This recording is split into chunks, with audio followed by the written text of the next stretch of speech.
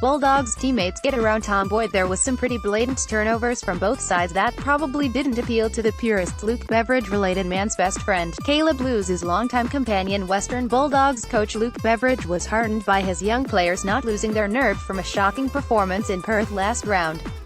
Beveridge liked the resolve and dare of his young team to take risks in the 21-point win against Carlton at Etihad Stadium on Friday night.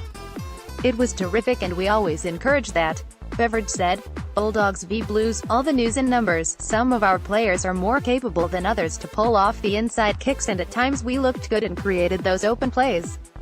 But the kicks to the last player were in the air for too long or inaccurate, so we didn't make the most of those.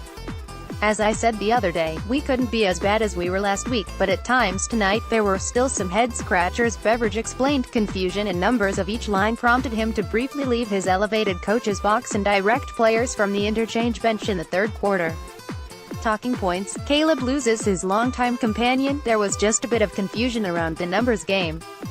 At different stages Carlton took a seventh defender and we were playing one down on our back line at different times, and there was just a bit of confusion between our mids and our defenders," he said. "I just went down to sort that out and that worked out okay. That doesn't happen very often. We played with 7 forwards for a fair bit of the night, and that allows you to go fast, go into overdrive and use your hands and the uncontested marking side of it. It was a different game and I'm really proud of our guys on how they adapted and applied themselves and really pressed tonight." Watch Bond v Cripps. Young guns shoot it out. The Dogs coach said young ruckman Tim English was an example of the persistence during the difficult learning period of the season. "We got beaten comprehensively in the hit outside of things, 48-15, but I thought Tim was pretty good around the footy. The more game time they can get and experience at this level, the better off we're going to be. It's going to hasten their development and their capability," he said. "They had their moments.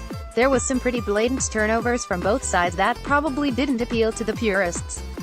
I think that happens with young sides that both teams are. The fatigue sets in, and as the quarters roll on, you don't capitalize on open plays that look like laydown misères, so there was a bit of frustration."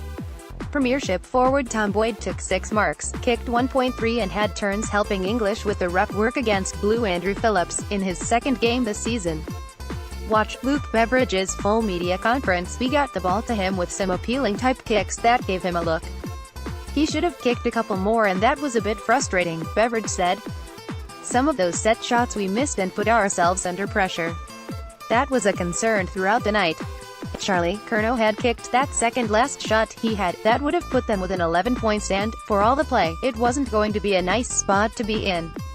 So, it was good that we held on, but in many ways both teams let each other off at different times."